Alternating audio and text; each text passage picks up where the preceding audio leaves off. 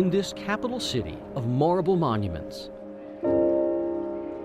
visionaries cast a shadow long and wide. Here, enduring memorials like the wall remind us that out of loss there can be healing for those who return from war forever changed. Hi, I'm Mike Walsh, and I served in Vietnam from April 1967 to April 1968. For the first time in decades, Mike Walsh of Germantown, Maryland, recently dusted off his old projector. He's looking at pictures he took while serving in Vietnam. This 19-year-old Army specialist operated a boat that ferried supplies up and down the Mekong River, an often harrowing assignment. We received our fair share of fire from the shore. It's what happened to Walsh on the very day he went home that still haunts him.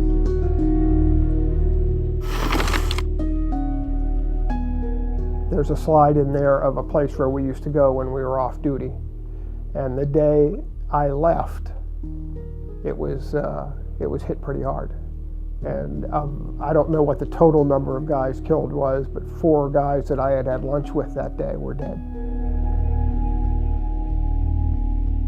That question has run through my mind 1,000 times since. Why did I get to go home early? And these guys didn't. Walsh returned stateside to a nation in turmoil. To distance himself from what would turn out to be significant PTSD that he still struggles with, Walsh made a decision he regrets. He threw away everything: his military uniforms, medals, dog tags, boots, and even the letters he sent home to his mother. I just wanted nothing to do with it. I wanted to put Vietnam behind me, forget about it, never think about it again, and move on. Of course, at that time, I didn't know I had PTSD, and I didn't know I had diabetes, and I didn't know I had kidney disease. I just wanted to move on with my life and forget that that ever happened. His significant health struggles now, the result of his unknowing exposure to Agent Orange during the war.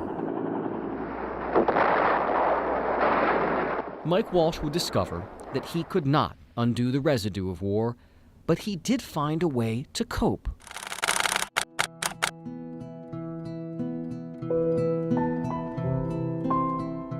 For years, he refused to go to the wall, but when he did, he touched the names of his 4 friends killed so long ago, which convinced him to begin a journey of healing.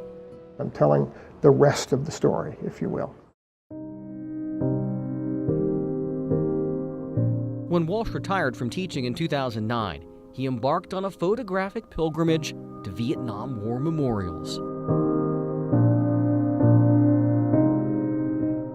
Yeah, it's why I get up in the morning. This is what I do. His first picture, Mississippi. From there, he's been to Maine, Michigan, Minnesota, and beyond. His favorite, Missoula, Montana. He believes the angel lifting up this dead soldier is also a fallen comrade. I've always insisted that he's one of us. He's a vet. He's one vet bringing another one.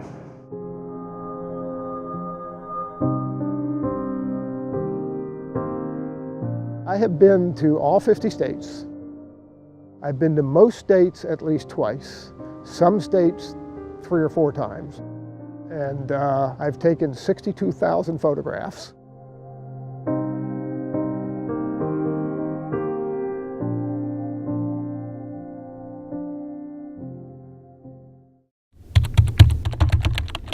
His blog, A Means to Heal, features nearly 600 memorials photographed in the last 8 years. I know that it's helped me, and I hear from vets all the time who say that it's helped them. One veteran wrote to Walsh, "I've been in therapy for PTSD for longer than I care to remember, but after seeing your site, I know I'm going to get well."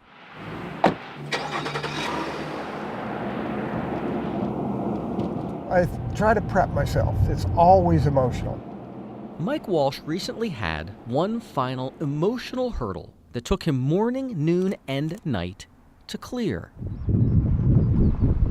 For all these years, he's avoided the memorials closest to his heart. We're headed over to the University of Maryland, my alma mater. The memorial nestled behind UMD's chapel. It's over here.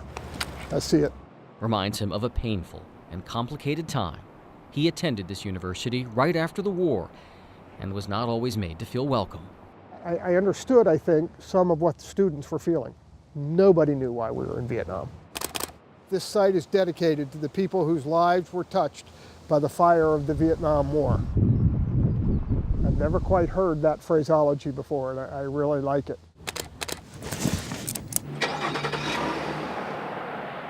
Oddly enough, the memorial with the deepest impact on Mike Walsh's life hangs inside his elementary school in Silver Spring. Thank you. Thank you. Good morning. It's down a hallway he has not walked in more than 50 years. We went to kindergarten right down the hall here. This is where he met his first friends, guys like John Liverman, Kevin Coyne, and Frank Streaks. Oh my goodness. Those were the classrooms with the chairs? Yeah. Desks? Yeah. But the sweetness of this day sits beside sorrow, Show me where this plaque is. due to the name etched on a small but significant memorial installed here in 1968. Oh, right here. I see it. Okay. Oh boy, this is dark, isn't it? So this memorial is to Frank Streaks. We called him Trippy. And he was a classmate of mine. He was a Marine. He was killed in Vietnam. The first one of my classmates to die there. Get a close-up of his face here. Several months after Frank Streaks was killed, Kevin Coyne lost his life. John Liverman died in Vietnam as well. These were guys I grew up with. These were my neighborhood friends. And to come back all these years later, and this is much more emotional than I expected it to be. This is your childhood being destroyed as far as I'm concerned. I spent yesterday at the VA working on issues that 50 years later are still a problem. Oh, that's good.